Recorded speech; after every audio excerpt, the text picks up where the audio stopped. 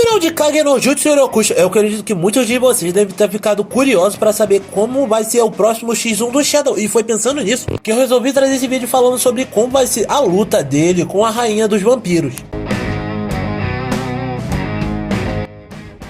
Beleza, quem falou Art, galera, antes de começar, apenas dando aquela relembrada que esse vídeo vai estar contendo spoilers caso você ainda não esteja acompanhando a Light Novel ou o mangá. Então se quiser prosseguir, prossiga por sua própria conta e risco. Bom, depois que o Shadow deu basicamente um show, depois de dar uma surra na Beatrix e na Iris, a gente viu que o Cid acabou tendo que se reencontrar com a sua irmã, fazendo com que dali a gente descobrisse por meio dela que existia uma cidade chamada Cidade Sem Lei, e que nessa cidade, no centro dela, ficava uma torre carmesim, onde continha uma rainha vampiro, que no caso era o ser mais poderoso daquele local. E bom, ouvindo aquilo, é lógico que o Cid ficou extremamente empolgado para ir atrás daquela criatura, da mesma forma que a sua irmã queria fazer isso justamente para obter algum tipo de reconhecimento. Sem falar que a gente viu que nesse meio tempo ele mandou as suas forças junto para poder averiguar o local, enquanto ele ia resolver a situação com a rainha vampiro pessoalmente. Mas tudo isso é que a gente vê que ele acabou entrando dentro da Cidade Sem Lei junto com a sua irmã, só que pouco tempo depois, o que aconteceu? Ele e a irmã acabam meio que se separando pela quantidade de gols que tinham aparecido dentro da cidade, fazendo um fuzuê completo, já que nesse momento o que estava acontecendo era que um dos servos mais próximos da rainha vampiro estava tomando conta de tudo e tentando fazer com que eles conseguissem um sacrifício digno para a rainha, para que ela conseguisse ressuscitar, já que ela tinha sido vítima de uma coisa que eu vou explicar lá mais pra frente. Só que é óbvio que o Cid aproveita essa oportunidade para poder se separar da irmã e se transforma no Shadow para poder sair fatiando todos os gols que ele achava pela cidade. E nisso a gente vê que ele acaba dando de cara com duas pessoas incríveis que estavam saindo no X1 para poder lidar com a situação da maneira que eles queriam. E aliás, galera, eu esqueci de avisar vocês que não existe só a Torre Carmesim. Esses dois também tinham as suas próprias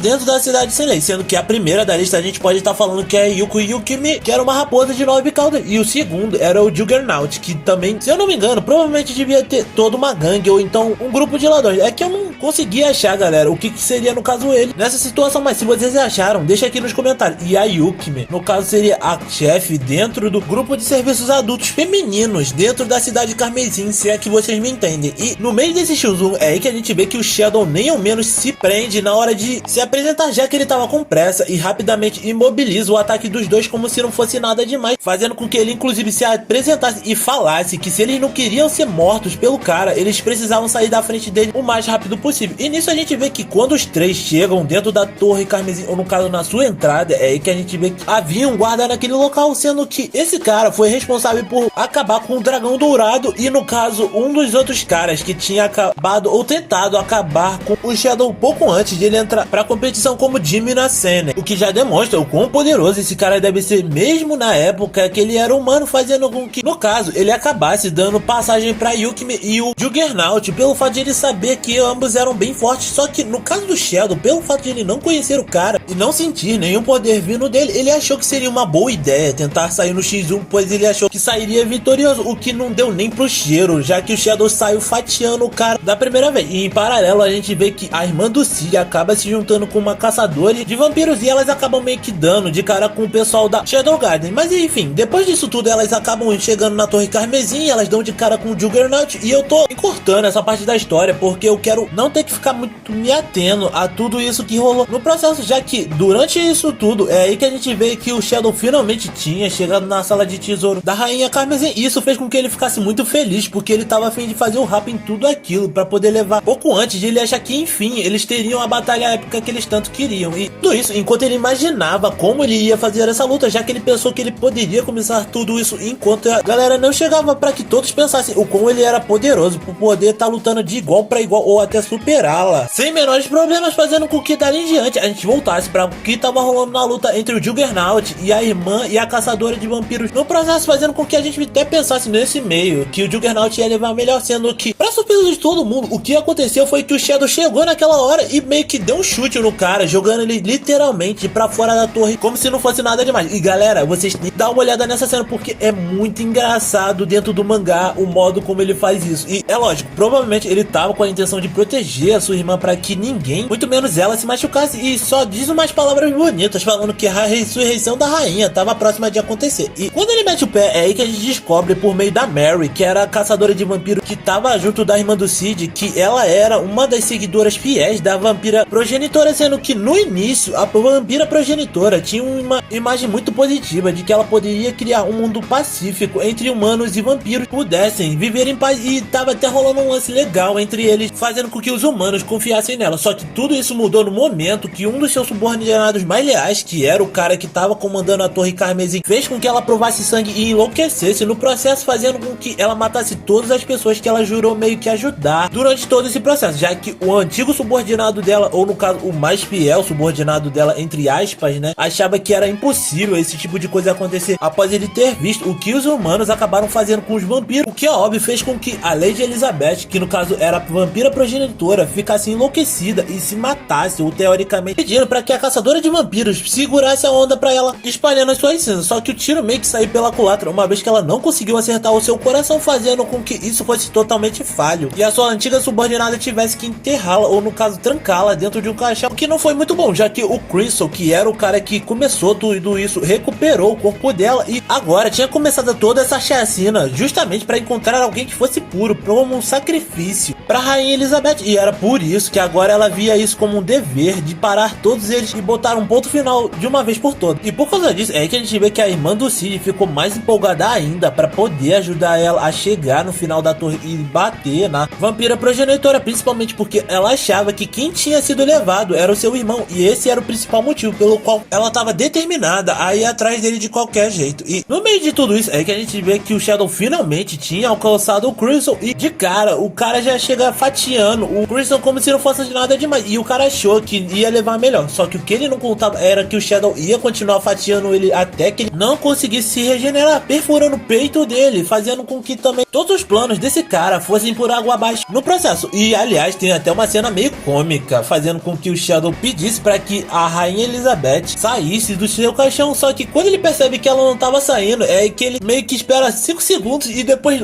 vai lá e abre o caixão como se não fosse nada demais. E ao perceber que o caixão tava completamente vazio, é aí que ele mete o pé da situação, tentando entender o que tava acontecendo ali, já que ele achava que talvez a rainha tivesse desaparecido, ou então talvez outra pessoa tivesse chegado na frente dele e ela tivesse sido derrotada por esse alguém. Bom, o que fosse, ele precisava correr contra o tempo, já que caso ele fizesse algo desnecessário, provavelmente tudo que ele tinha feito ali teria sido feito em vão. E quando ele olha o cadáver de uma pessoa que tinha morrido ali, ele não liga muito para aquela situação, fazendo com que ao menos se lembrasse que essa pessoa que tava na frente dele era uma pessoa que ele tinha acabado de ajudar quando ele entrou dentro da cidade sem lei. E enquanto ele pensava que o fato de ele ter ajudado a caçadora de vampiros e a sua irmã custou ele o X1 da vida dele, pelo menos nesse momento, o cara acabou achando que a melhor saída para aquele momento era voltar para a sala do tesouro, fazendo com que a gente logo depois visse que a pessoa que estava morta ali finalmente tinha retornado à vida, sendo nessa hora chega a irmã dele com a caçadora de vampiros abrindo a porta do mais bizarro modo, já que a irmã do Sid chega falando que tinha vindo salvar ele, estendendo o dedo médio para a rainha vampiro. No processo, sendo que na hora que elas chegam lá, a gente vê que a única coisa que elas tinham percebido é que tinha um corpo no local, além de elas terem notado que a rainha dos vampiros não estava mais ali. E quando ela e a irmã do Sid já acham que elas duas tinham falhado, é aí que a gente vê a irmã do Sid chorando por ele e tudo mais. No processo, o que dá até pra dizer que era uma cena bem cômica, uma vez que elas nem ao menos tinham notado que aquele não era o Sid. Só que quando ela nota que aquele cara não era o seu irmão, é aí que ela já joga ele de qualquer jeito, falando que aquele não era o irmão dela, de um jeito bem cômico, pra que a gente risse bastante. Só que quando a gente vê que ambas as duas já estavam discutindo sobre o fato de elas irem atrás do Sid de uma vez, é aí que a gente vê que aquele corpo rapidamente se levanta e fere a irmã do Sid de uma maneira grave, fazendo com que a gente visse que aquele corpo estava totalmente se transfigurando em uma forma de poça de sangue, para que a gente descobrisse em seguida que era ninguém menos, ninguém mais que a própria rainha progenitora de sangue. E como se não fosse suficiente, é aí que a gente já vê ela pegando a irmã do Sid e mordendo o pescoço dela para poder se recuperar, fazendo com que a caçadora de vampiros nem ao menos conseguisse fazer alguma coisa. Mas foi nessa hora que a gente viu que a galera da Shadow Garden finalmente tinha chegado para poder salvar o dia, inclusive salvando o pescoço da irmã do Sid, fazendo com que eles entregassem ela para caçadora caçadora de vampiros. Só que ainda assim, a gente vê que a Beta tinha ficado completamente estressada com aquela situação, já que a gente viu que o próprio Shadow tinha dado ordens cruciais pra ela, falando que seria de total importância que elas protegessem a irmã dele a qualquer custo, já que ele tinha coisas mais importantes pra fazer, o que na realidade a gente sabia que era mentira, né, galera? Só que ele queria já pegar o tesouro da rainha progenitora. E durante tudo isso, a gente vê que elas acabam meio que conseguindo levar a melhor e até cortando a progenitora, parecendo que ia vencer. Só que foi nessa hora que a gente descobriu, por meio da caçadora de vampiros, que ela utilizava basicamente como se fosse um tipo de magia de sangue para poder tanto lutar contra, se fortalecer e até fazer as suas vestes, já que ela basicamente cria um vestido que é feito completamente de sangue. E nisso a gente vê que no meio de toda essa bagunça, a Yukime realmente aparece do nada, ao mesmo tempo que o Juggernaut todo ensanguentado já aparece pra não lutar nesse rolê. Só que ainda assim a gente vê que a Beta tinha um sangue de guerreira, pois ela pensou por um segundo que eles finalmente iam conseguir vencer essa rainha, até que a gente vê que o Juggernaut ataca ela e ela acaba meio que virando névoa no processo para poder atacar os outros de fininho, sendo que no segundo que a Yukime baixa a guarda, ela rapidamente é atacada, sendo que no processo a gente vê que a Beta protege as costas dela e a gente vê que logo depois ela cria uma névoa de espinhos de sangue para poder atacar todo mundo. E graças a isso a gente vê que a Beta é forçada a proteger a irmã do Cid, só que a gente percebeu também que a irmã do Cid tava ficando pior, graças a todos os feitiços de sangue que a rainha progenitora tava lançando dentro daquele local. Só que enquanto a gente vê isso tudo acontecendo, é aí que a gente vê que a irmã do Cid tava dentro de um subconsciente, percebendo também que alguma coisa tava acontecendo com seu eu. E é aí que ela descobre, por meio de um certo alguém misterioso, que esse tipo de coisa era chamado de possessão e que isso era uma doença que um certo alguém, que no caso era o Shadow, tinha curado, sendo que a pessoa misteriosa que tava fazendo tudo isso era, no caso, a bruxa, a Aurora, que a gente tinha visto lá no torneio onde o Shadow teve que sair matando um monte de clone do antigo herói, ou no caso heroína élfica, que apareceu dentro do santuário. E nisso a gente vê que ela pede para que ela ficasse calma, pois agora ela ia ajudar, fazendo com que ela explicasse que agora existiam dois tipos de sangue fluindo dentro do corpo da irmã do Cid, e pelo fato de ela não saber como controlar, ela agora ia ajudar ela a entender a como fazer isso, já que caso ela não fizesse, provavelmente o corpo da irmã do Cid acabaria apodrecendo com o tempo, e tudo isso precisava fazer ou ser feito o mais rápido possível, já que elas estavam ficando sem tempo pelo simples fato daquela hora não ser um momento muito conveniente para poder ensinar a irmã do Cid esse tipo de coisa. Só que como elas estavam sem opções, essa seria a melhor chance que elas teriam nesse momento, desse modo já instalando meio que um tipo de sigilo mágico ou feitiço para que ela conseguisse controlar o corpo da irmã do Cid de maneira mais simples. E fazendo isso, ela acabou perguntando quem era aquela pessoa misteriosa, e ela se apresentou como Aurora, falando também que ela estava ali justamente pelo fato do Shadow ter feito isso e porque ela também tinha requisitado a presença da Aurora naquela hora. E quando a irmã do Cid abre os olhos, é que a gente vê a caçadora de vampiros percebendo que os olhos da irmã do Cid estavam bem diferentes, fazendo com que ela percebesse que aquela pessoa que estava diante dela não era sua companheira, e sim outra pessoa, fazendo com que ela questionasse quem estava ali diante dela. E mesmo assim não havia muito tempo para conversa, fazendo com que naquele momento a gente percebesse que as coisas estavam feias pra galera da Beta e todo mundo que estava lutando contra a rainha progenitora, até que a gente vê que a Aurora finalmente entra em ação, fazendo e parando todos os espinhos de sangue como se não fosse nada demais, já que toda essa magia se originava única e exclusivamente dela, demonstrando a sua superioridade em todo esse assunto. E é óbvio que isso fez boa parte da galera ficar em choque por ela ter feito isso, mas também isso foi só a ponta do iceberg, uma vez que ela também percebeu que ela não só conseguiu parar os espinhos, como também fez com que eles saíssem de dentro do corpo da rainha progenitora, fazendo com que ela atacasse ela, mudando a sua estratégia. Mas o que ela não esperava é que, pelo fato da Aurora também manipular a magia de sangue, ela foi rapidamente capaz de manipular aquele sangue para que ela conseguisse criar uma espada, fazendo com que a luta dali em diante começasse a ser equilibrada. E por causa disso é que a gente vê que ao decorrer da batalha a Aurora com certeza poderia ter levado a melhor se ela não estivesse em condições fatais naquela situação, fazendo com que no processo onde ela tinha deixado a rainha progenitora em pedaços, ela chegasse ao seu limite, e tudo isso fosse o que ela conseguia fazer, até que novamente a rainha progenitora se recupera e todo mundo já acha que ia dar ruim de novo, sendo que na hora a gente vê que a Aurora Aurora, na verdade, nunca quis lutar com a rainha progenitora, mas sim ganhar tempo para que aquela pessoa finalmente chegasse, desse modo já mostrando que o Shadow tinha aparecido nas sombras, mostrando que ele não ia ter tempo nem para respirar, já que a rainha de sangue lascou várias adagas de sangue pra cima dele, o que fez com que eles começassem um combate intenso, trocando golpes e golpes,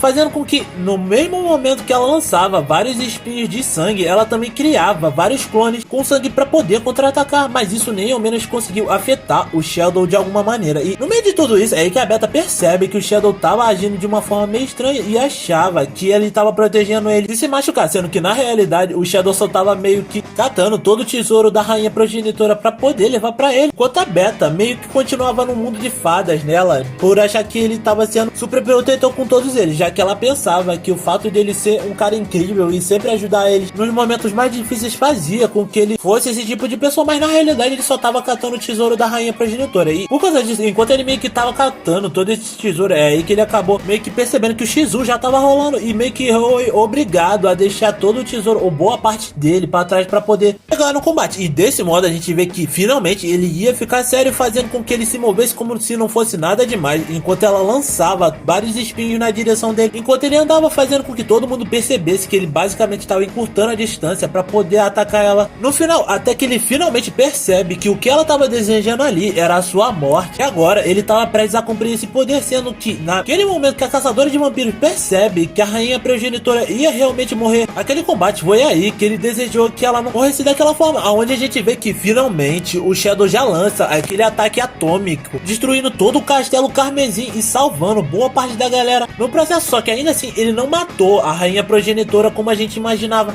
já que após tudo isso a gente vê que ela tava na mão da caçadora de vampiros, e a gente percebe que pouco tempo depois o Shadow acabou tendo que deixar boa parte do tesouro para trás, principalmente depois que ele derrubou a torre Carmesim abaixo e só conseguiu carregar um pouquinho de ouro para fora da torre. E bom, depois de tudo isso, o que acontece é que a gente vê que a irmã do Cid finalmente se reencontra com ele, e eles estavam numa lanchonete onde a irmã do Cid estava se despedindo da caçadora de vampiros e do que no caso agora seria a rainha progenitora, que estava também se despedindo do Shadow nesse momento. E por um breve segundo a irmã do Cid percebe tudo aquilo e achava que aquela saudação tinha sido direcionada para ele, mas ele desconversa toda aquela situação falando que não tinha nada a ver com ele, já que ele nunca tinha visto aquela pessoa na vida. Mas então, me digam aí o que vocês acharam de todo esse combate. Vocês acham que vai ser incrível quando essa luta chegar no anime no final? Acham que vai ter as partes cômicas que tem no mangá, ou por exemplo talvez na light novel pro anime, já que a gente viu que no anime eles querem fazer um lance mais sério tirando as partes cômicas? Só que é claro, pra você ver quando tudo isso acontecer, além dos conteúdos futuros que eu vou estar trazendo aqui pro canal, você tem que estar inscrito no canal, deixar o like, compartilhar pra geral que ainda não conhece ou não deu uma olhadinha na obra, além de não esquecer de ativar o sininho, já que você fazendo isso você não perde todos os conteúdos futuros que eu posso estar trazendo de Kage no Jutsu Hirokushi, além de outros que eu posso estar trazendo futuramente. E por hoje era isso, galera. Valeu, falou, fui.